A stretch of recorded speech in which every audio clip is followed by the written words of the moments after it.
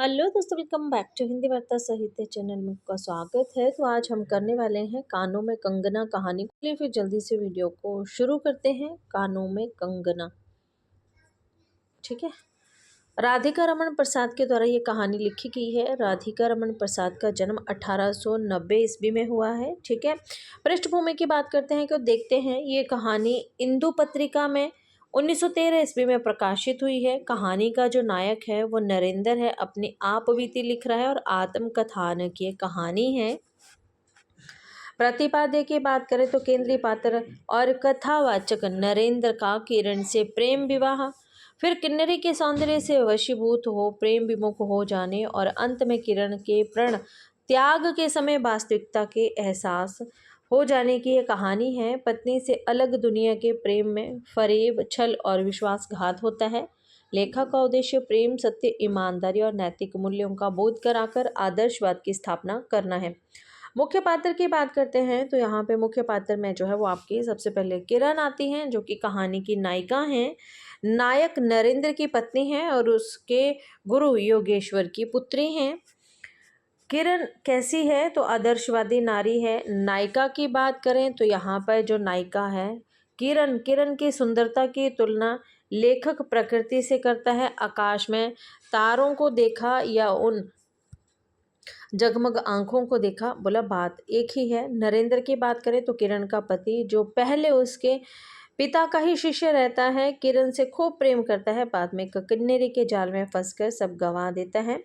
योगेश्वर की बात करें तो नरेंद्र के ये गुरु हैं। गौण पात्र की बात करें तो गौण पात्र में जूही आती हैं, नरेंद्र आते हैं। नरेंद्र के घर की नौकरानी है ये जो जूही है। किन्नरी है जो कि खलनायिका है। मोहन है जो कि नरेंद्र के पहचान वाला है। विशेष की बात करें तो अत्यंत अलंकारिक और कलिष्ठ भाषा का प्रयोग इसमें किया गया है। इसमें दो स्थानों की चर्चा की गई है, एक तो है ऋषिकेश और दूसरा मुरादाबाद। वेरी वेरी इंपॉर्टेंट है ये। भोली भाली स्त्री की पीड़ा का मौन वर्णन किया गया है। गलत संगति का असर प्रकृति की खूबसूरती और सौंदर्य का वर्णन है। आत्मग्लानि और पश्चाताप का बोध इसमें दिखता है। तो चलिए कहानी को शुरू करते हैं, देखते हैं कि संपूर्ण कहानी में कौन से इंपॉर्टेंट तथ्य हैं। कानों में कंगना कहानी की शुरुआत। किरण तुम्हारे कानों में क्या है, ये शुरुआत है। यहाँ से शुरुआत होती है किरण के नाम से। किरण तुम्हारे कानों में क्या है। उकसे कानों से चंचल लट को हटाकर कहा उसने। कानों से चंचल लट को हटाकर कहा कंगना। अरे कानों में कंगना, सचमुच दो कंगन कानों को घेर कर बैठे थे। हाँ तब कहाँ पहनूं। किरण अभी भोली थी। दुनिया में जिसे भोरी कहते हैं वैसी भोरी नहीं, उसे बन के फूलों का भोलापन समझो। वेरी वेरी इंपॉर्टेंट पॉइंट है, क्लास के वाले बच्चे जो है वो लिख लेंगे। वैसे तो हमें उसमें भी मिलेगा कि किरण की सुंदरता का वर्णन पहले हम देखेंगे किरण के भोलेपन का, ठीक है। तो किरण के भोलेपन का वर्णन या तुलना जो है ये फूलों से की गई है, ठीक है। बोला नवीन चमन के फूलों की भंगी नहीं, विविध खाद का रस से जिकनी जीविका है, निरंतर काट छाट से जिकना सौंदर्य है। जो दो घड़ी चंचल चिकने बाल की भूषा है, दो घड़ी तुम्हारे फूलदान की शोभा है। बन के फूल ऐसे नहीं प्रकृति के हाथों से लगे हैं, मेघों की धारा से बड़े हैं। चटुल दृष्टि इन्हें पाती नहीं, जगदवायु इन्हें छूती नहीं। ये सरल सुंदर सौरभमय जीवन है। जब जीवित रहे तब चारों तरफ अपने प्राण धन से भरे हरे रहते हैं। जब समय आता है तब अपनी माँ की गोद में चढ़ पड़ते हैं। बोला काश स्वच्छ था, आकाश होगा यहाँ पे, ठीक है। तो थोड़ी गलतियां हैं, देख लीजिए। आकाश स्वच्छ था, नील उदार सुंदर, पत्ते शांत, संध्या हो चली थी। सुंदरी कितने सुदूर पर्वत की चूड़ा से देख रही थी। वह पतली किरण अपनी मृत्यु शैया से इस शून्य निविड़ कानन में क्या ढूंढ रही थी, कौन कहे किसे कब एकटक देखती थी। कौन जाने अपनी लीला भूमि को स्नेह करना चाहती थी या हमारे बाद वहाँ क्या हो रहा है इसे जोतती है। मैं क्या बता सकती हूँ। जो हो उसकी उस भंगी में आकांक्षा अवश्य थी। मैं तो खड़ा खड़ा उन बड़ी बड़ी आंखों की किरण लूटता था। आकाश में तारों को देखा या उन जगमग आंखों को देखा, बात एक ही थी। हम दूर से तारों के सुंदर शून्य झिलमिल को बार बार देखते हैं, लेकिन वह स्पंदन निश्चेष्ट ज्योति सचमुच भावहीन है, या आप अपनी अंतर लहरी से मस्त हैं, इसे जानना आसान नहीं। हमारी ऐसी आंखें कहाँ कि उसके सहारे उन निगूढ़ अंतर को ढूंढ सकें। मैं रसाल की डोरी थामकर पास ही खड़ा था। वे बालों को हटाकर कंगन दिखाने की भंगी प्राणों में रह रहकर उठती थी। जब माखन चुराने वालों ने गोपियों के सर के मकेट को तोड़कर उतने भीतर किलाड़ तोड़ डाला, या नूर जहाँ ने अंचल से कहा ना, तो यहाँ पे याद रखना है ये नूर जहाँ वाला जो कंसेप्ट है, नूर जहाँ, इसको आपको लिख लेना है, ठीक है, कि नूर जहाँ सेंक बूतर को उड़ाकर शाहजहां के कठोर हृदय की धज्जियां उड़ा दी।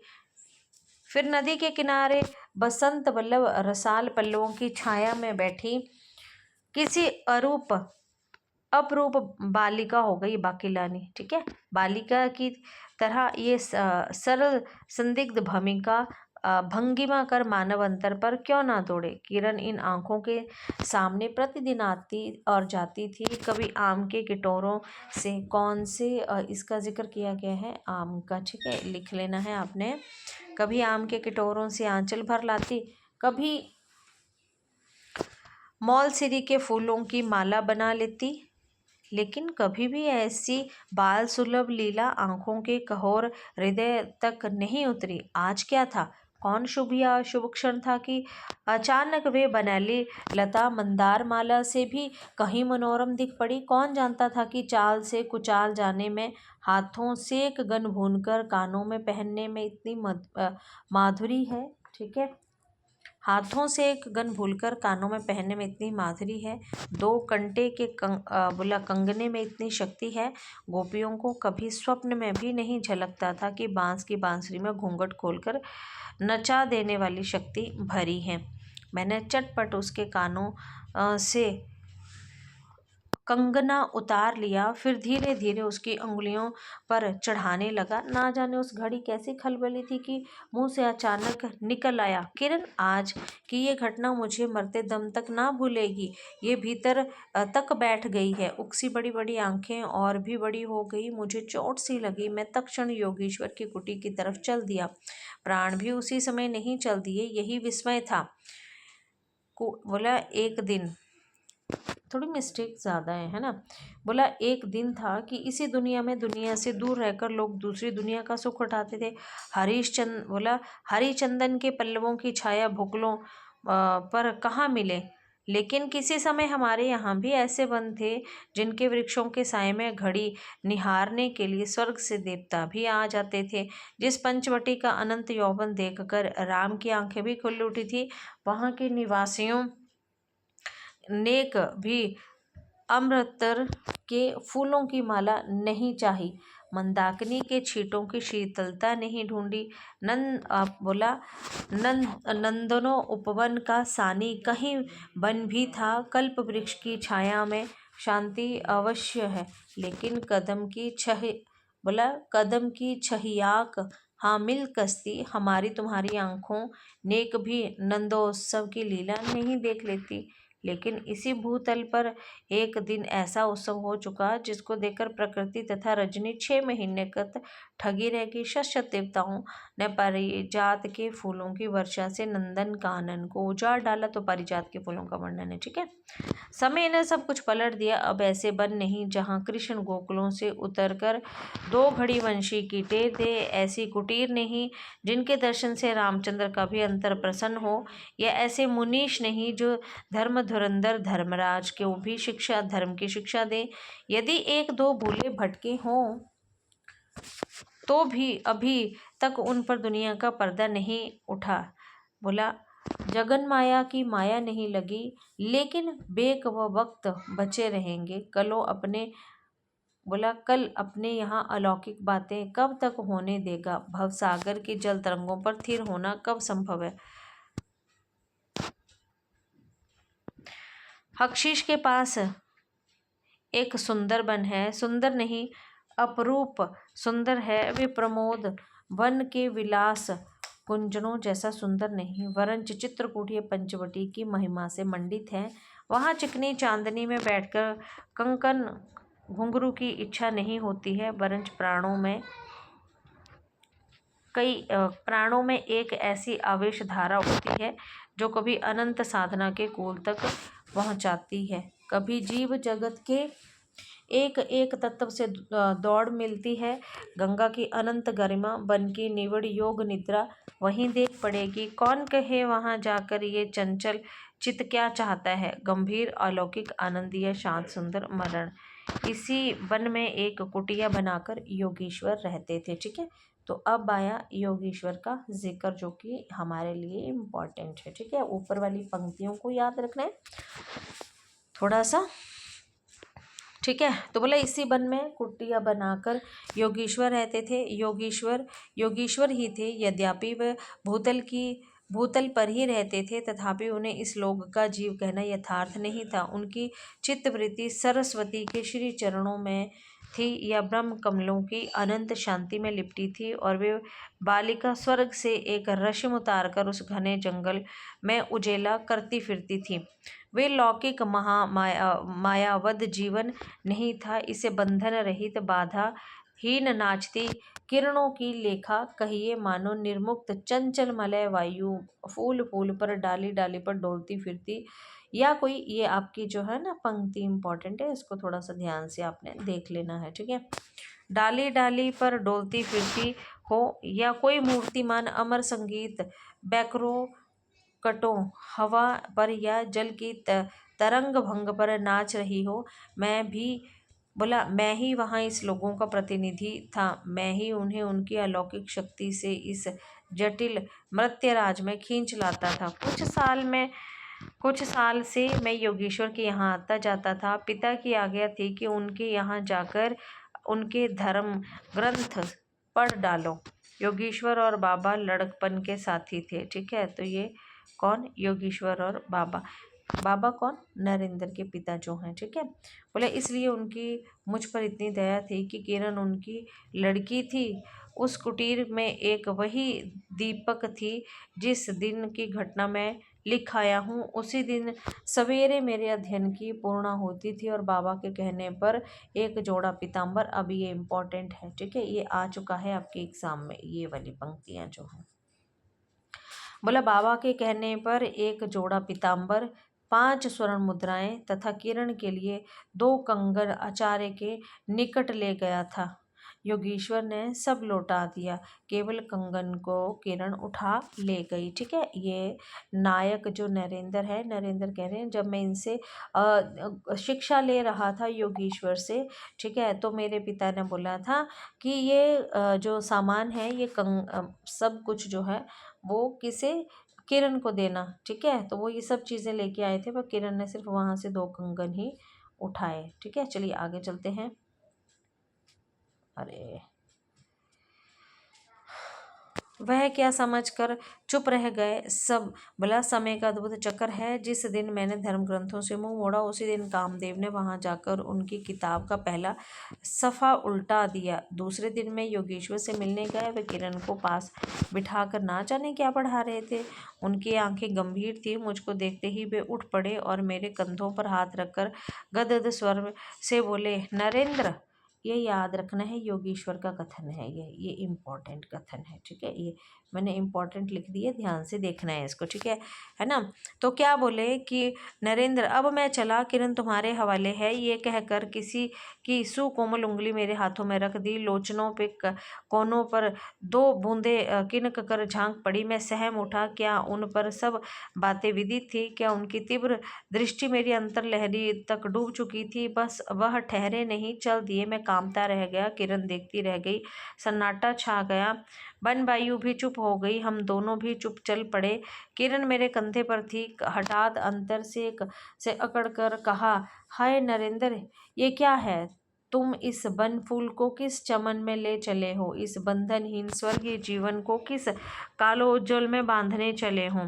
कंकड़ी जल में जाकर कोई स्थायी विवर नहीं फोड़ सकती। आपको ये अभी जो था ना, ये आया हुआ था एग्जाम में। आप देख लो कितना डीप, जैसे नीचे जैसे आया हुआ था एचपीएससी के एग्जाम में। ये इम्पोर्टेंट कथन है।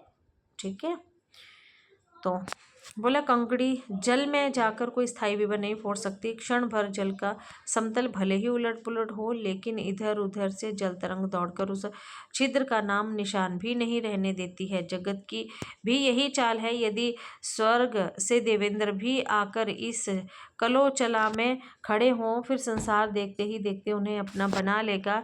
इस काली कोठरी में कार्य इसी कालिमा से बचे रहे हैं। ऐसी शक्ति अब बोला काशकू ही समझो। 2 दिन में राम हाय जानकी कहकर बन बन डोलते फिरे। 2 क्षण में यही विश्वामित्र को भी स्वर्ग से घसीट लाया। ठीक है, तो विश्वामित्र को भी याद रखना है। किरण की भी यही अवस्था हुई। कहाँ प्रकृति के कहाँ प्रकृति की निसंद, कहाँ जगत का जटिल बंधन पाश, कहाँ सेक हाँ पड़ी अलौकिक भोलापन व निसर्ग उच्छ्वास। हाथों हाथ लूट गया उस वन फूल की विमल कांति, लौकिक चमन की मायावी मनोहरिता में परिपूर्ण हुई। अब आंखें उठकर आकाश की निर्वाचित करने लगी। बोला अवसर कहाँ मिले मलवायु से मिठास, मलयांचल के फूलों से पूछताछ क्यों करे। जब किशोरी नए सांचे में ढलकर उतरी, उसे पहचानना भी कठिन था। अब लाल चोली हरी साड़ी पहनकर, बहुत इंपॉर्टेंट पॉइंट है ये, बीच बीच में मैंने बता दिया है आपको कि इम्पॉर्टेंट पॉइंट आपके कौन कौन से आते हैं बीच में। ठीक है, बोला जब किशोरी नए सांचे में ढलकर उतरती है, उसे पहचानना भी कठिन था। वे अब लाल चोली हरी साड़ी पहनकर सर पर सिंदूर रेखा सजाती और हाथों के कंगन, कानों की बाली, गले की कंठी तथा कमर की करधनी दिन दिन उकसे चित्त को नचाए मारती थी।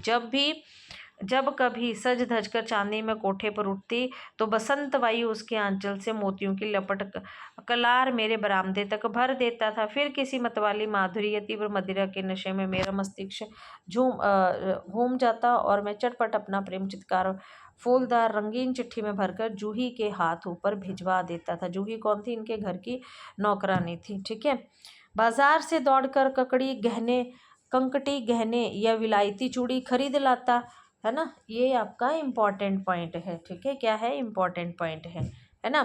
लेकिन जो हो, अभी कभी ना कभी उसके प्रफुल्लित बदन पर उस बोला अकालों की छटा पूर्व जन्म की सुख समृद्धि चली आती थी और आंखें उसी जीवंत सुंदर रिमझिम का नाच दिखाती थी। जब अंतर प्रसन्न था, फिर बाहरी चेष्टा पर प्रतिबिंब क्यों ना पड़े। यूं ही 1-2 साल मुरादाबाद में कट गए। एक दिन मोहन के यहाँ नाच देखने गया, तो मोहन, याद रखना है ये बीच में पात्र हैं आपके। वहीं किन्नरी से भी आंखें मिल गई, है ना, वहीं किन्नरी से भी आंखें मिल गई। ठीक है, और मिली क्या? लीन हो गई। किसकी? जो आपके नायक हैं नरेंद्र। नवीन यौवन, कोकिलक कंठ, चतुर चंचल चेष्टा तथा मायावी चकम, अब चित्त को चलाने के लिए और क्या चाहिए था। किन्नरी सचमुच किन्नरी ही थी, नाचने वाली नहीं, नाचने वाली थी। पहली बार देखकर उसे इस कलों की सुंदर समझना बोला दुस्तर था। एक लपट हो लगती, किसी नशा सी चढ़ जाती, है ना। तो ये भी याद रखना है, ये इम्पोर्टेंट है। किसी नशा सी चढ़ जाती, यारों ने मुझे और भी चढ़ा दिया। आंख मिलती मिलती मिल गई, हृदय को भी साथ साथ घसीट ले गई। वेरी वेरी इंपॉर्टेंट पॉइंट है, कानों में कंगना कहानी से लिया गया है। बोला फिर क्या था? इतने दिनों की धर्म शिक्षा, शाश्वत की पूज्य लक्ष्मी, बाप दादों की कुल प्रतिष्ठा, पत्नी से पवित्र प्रेम, एक एक करके उस प्रतीत वासना कुंड में भस्म होने लगा। अग्नि और भी बढ़ती गई। किन्नरी की किचनी दृष्टि, चिकनी बातें घी बरसाती रही। घर बार सब जल उठा, मैं भी निरंतर जलने लगा। लेकिन ज्यों ज्यों जलता गया, जलने की इच्छा जलाती रही। 5 महीने बीत गए, नशा उतरा नहीं। बनारसी साड़ी, पारसी जैकेट, मोती का हार, कर्ण फूल, सब कुछ कलार उस मायावी के अलंक रंजित चरणों पर मैंने रख दिए। याद रखना इंपॉर्टेंट है। किन्नर हेमंत की मालती बनी थी, हेमंत को याद रखना। ठीक है, जिस पर एक फूल नहीं, एक पल्लव नहीं। घर की बधू क्या करती? जो अनंत सूत्र से बंधा था, जो अनंत जीवन का संगी था, वही हाथों हाथ पराए हाथ बिक गया। फिर ये तो 2 दिन की चकमे खिलौने थे, इन्हें शरीर बदलने क्या देर लगे। दिन भर बहानों की माला गुंथ गुंथ किरण के गले में, और शाम को मोती की माला उस नाचने वाली के गले में शशंक निर्लज डाल देता था। यही मेरा जीवन निर्वाह था। ये कौन बोल रहा है? ये नरेंद्र बोल रहा है। एक दिन सारी बातें खुल गई। किरण पछाड़ खाकर भूमि पर गिर पड़ी। उसकी आंखों में आंसू थे, मेरी आंखों में दया न थी। बरसात की रात थी, रिमझिम की झड़ी लगी हुई थी। चांदनी मेघों के important, very very important line है, ध्यान में रखनी है, ठीक है ना, इम्पोर्टेंट है, ठीक है। बोला बरसात की रात थी, रिमझिम बूंदों की झड़ी थी। चांदनी मेघों से आंख मिचौली खेल रही थी। बिजली काले टपाट से बार बार झांकती थी, किसे चंचला देखती थी, तथा बादल किस मरोड़ से रह रह कर चिल्लाते थे। इन्हें सोचने का मुझे अवसर नहीं था। मैं तो किन्नरी के दरवाजे से हताश लौटा। आंखों के ऊपर ना चांदनी थी ना बदली थी। त्रिशंकु ने स्वर को जाते जाते बीच में ही टंक कर किस दुख को उठाया है, और मैं तो अपने स्वर्गलोक के दरवाजे पर सर रखकर निराश लौटा था। मेरी वेदना क्यों ना बड़ी हो। हाय, मेरी उंगलियों में एक अंगूठी भी रहती तो उसे नजर कर उसके चरणों पर लौटता। घर पर आते ही जूही को पुकार उठा, जूही, किरण के पास कुछ भी बचा हो तो फौरन जाकर मांग लाओ। ऊपर से बुलंद से कोई आवाज नहीं आई, केवल सर के ऊपर से एक काला बादल कालांतर चित्कार से चिल्ला उठा। मेरा मस्तिष्क घूम गया। मैं तत्क्षण कोठे पर दौड़ा। सब संदूक झांके, जो कुछ मिला सब तोड़ डाला, लेकिन मिला कुछ नहीं। अलमारी में केवल कपड़े का जाल था, ठीक है। गलतियां बहुत है यार ये पीडीएफ में, है ना। अलमारी में केवल एक कपड़े का जाल था, ये कपड़ा होगा, ठीक है। श्रृंगार बक्से में एक छिपकली बैठी थी। वेरी वेरी इंपॉर्टेंट है आपका कानों में कंगना कहानी में कौन से जानवर का, या फिर इसको क्या बोल सकते हैं हम, है ना, पशु तो नहीं, जानवर टाइप ही होता है ये भी, ठीक है ना, जीव जिसे बोलते हैं, ठीक है। तो क्या थी? श्रृंगार बक्से में क्या था? छिपकली थी। अलमारी में क्या था? कपड़े थे। उसी दम किरण पर झपटा, ठीक है। बोला उसी दम पर मैं किरण पर झपटा। यार कहाँ पहुंचे थे, एक मिनट देना।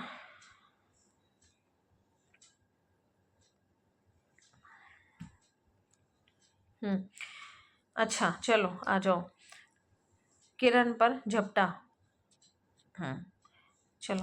बोला पास जाते ही सहम गया। वे एक तकिए के सहारे निसहाय निस्पंद लेटी थी। केवल चांद ने खिड़की को कहोर उसे गोद में ले रखा था, और वायु उस शरीर पर जल से भिगोया पंखा झेल रही थी। मुख पर एक अपरूप छटा थी। कौन कहे कहीं जीवन के शेष रश्मि क्षण भरी अटकी थी। आंखों में एक जीवन ज्योति थी। शायद प्राण शरीर से निकलकर किसी आश्रय से बैठ रहा था। मैं फिर पुकार कर उठा, किरण किरण, तुम्हारे पास कोई गहना भी रहा है? हाँ, क्षीण कंठ की कांकली थी। कहा है, अभी देखने दो। उसने धीरे से घूंघट सरका कर कहा, वही कानों का कंगना। सर तकिए से ढक पड़ा, आंखें भी छिप गई। वे जीवंत रेखा कहाँ चली गई? क्या इतने ही के लिए अब तक ठहरी थी? आंखें मुख पर जा पड़ी। बहीक गन थे, वैसे ही कानों को घेर कर बैठे थे। मेरी स्मृति तड़ित वेग से नाच उठी। दुष्यंत ने अंगूठी पहचान ली। भूली शकुंतला उस पल याद आ गई, लेकिन दुष्यंत सौभाग्यशाली थे, चक्रवर्ती राजा थे। अपनी प्राण प्रिया को आकाश पाताल छानकर ढूंढ निकाला। मेरी किरण तो इस भूतल पर ना थी कि किसी तरह प्राण देकर भी कर पाता। परलोक से ढूंढ निकालूं ऐसी शक्ति इस दीनहीन मानव में कहाँ है? बोला चढ़ा नशा उतर गया, सारी बातें सूझ गई। आंखों पर की पट्टी खुल पड़ी, लेकिन हाय, खुली भी तो उसी समय जब जमीन से केवल अंधकार ही रह गया था, ठीक है। तो ये है आपका कानों में कंगना कहानी। बीच में हमने बहुत से इम्पॉर्टेंट तथ्य किए, बहुत इम्पॉर्टेंट है वो। कुछ एसपीएससी के एग्ज़ाम में, कुछ आपको जो है वो डायरेक्ट नेट के एग्ज़ाम में आए हुए हैं, ठीक है। तो आगे हम किसी और छोटी सी कहानी के साथ मिलेंगे। तब तक के लिए धन्यवाद।